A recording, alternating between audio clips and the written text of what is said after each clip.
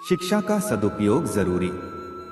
समाज ने एक महान योद्धा कर्ण को तिरस्कृत किया था, जो समाज को बहुत कुछ दे सकता था, लेकिन समाज ने उसकी कद्र नहीं की, क्योंकि उसमें समाज को मिटाने की भावना थी।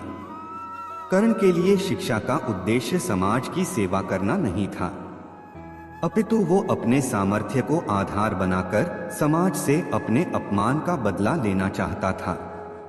समाज और कर्ण दोनों को ही अपने अपने द्वारा किए गए अपराध के लिए दंड मिला है और आज भी मिल रहा है। कर्ण यदि यह समझता कि समाज व्यक्तियों का एक जोड़ मात्र है जिसे हम लोगों ने ही बनाया है, तो संभवतः वह समाज को बदलने का प्रयास करता, न कि समाज के प्रति घृणा करता। अच्छे दोस्तों की कद्र करो।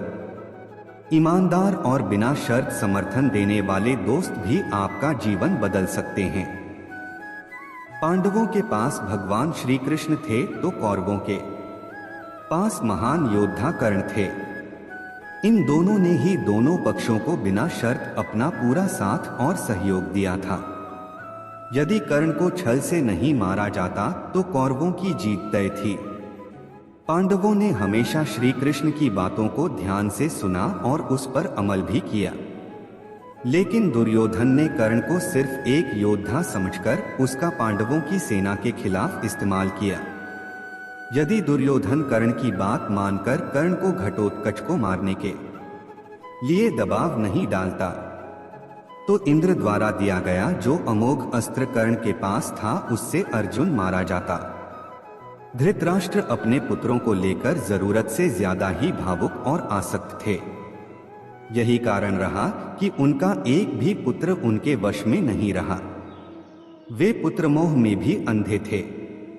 इसी तरह महाभारत में हमें ऐसे कुछ पात्र मिलते हैं जो अपनी भावुकता के कारण मूर्ख ही सिद्ध होते हैं। जरूरत से ज्यादा भावुकता कई बार इंसान को कमजोर बना देती है और वो सही गलत का फर्क नहीं पहचान पाता। कुछ ऐसा ही हुआ महाभारत में धृतराष्ट्र के साथ, जो अपने पुत्र मोह में आकर सही गलत का फर्क भूल गए। शिक्षा और योग्यता के लिए जुनूनी बनो। व्यक्ति के जीवन में उसके द्वारा हासिल शिक्षा और उसकी कार्य योग्यता ही काम आती है। दोनों के प्रति एकलव्य जैसा जुनून होना चाहिए, तभी वह हासिल होती है। अगर आप अपने काम के प्रति जुनूनी हैं, तो कोई भी बाधा आपका रास्ता नहीं रोक सकती।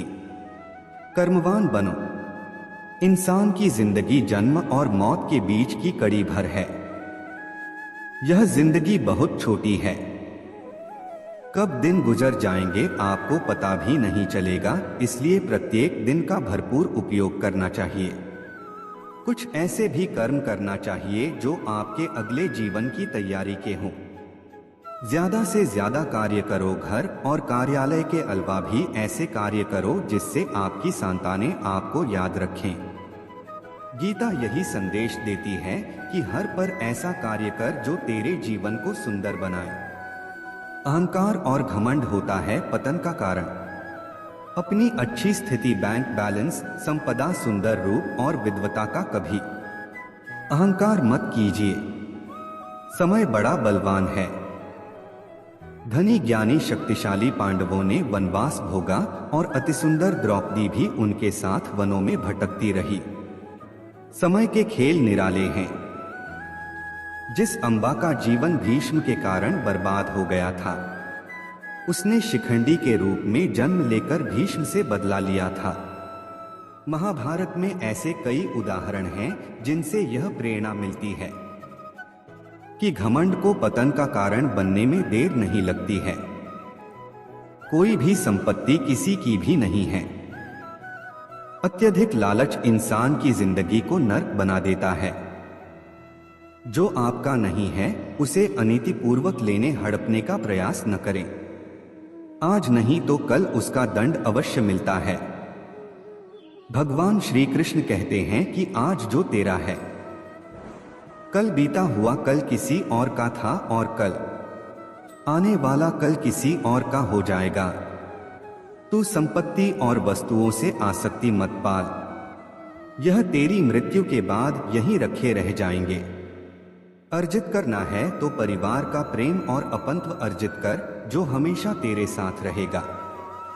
ज्ञान का हो सही क्रियान्वयन। शिष्य या पुत्र को ज्ञान देना माता पिता व गुरु का कर्तव्य है, लेकिन सिर्फ ज्ञान से कुछ भी हासिल नहीं होता। बिना विवेक और सद्बुद्धि के ज्ञान अकर्म या विनाश का कारण ही बनता है। इसलिए ज्ञान के साथ विवेक और अच्छे संस्कार देने भी जरूरी हैं। हमने ऐसे कई व्यक्ति देखे हैं जो है तो बड़े ज्ञानी लेकिन व्यक्तित्व सी जंगल में धूनी रमाकर बैठे हैं। उनके ज्ञान से न तो परिवार का हित हो रहा है और न समाज का।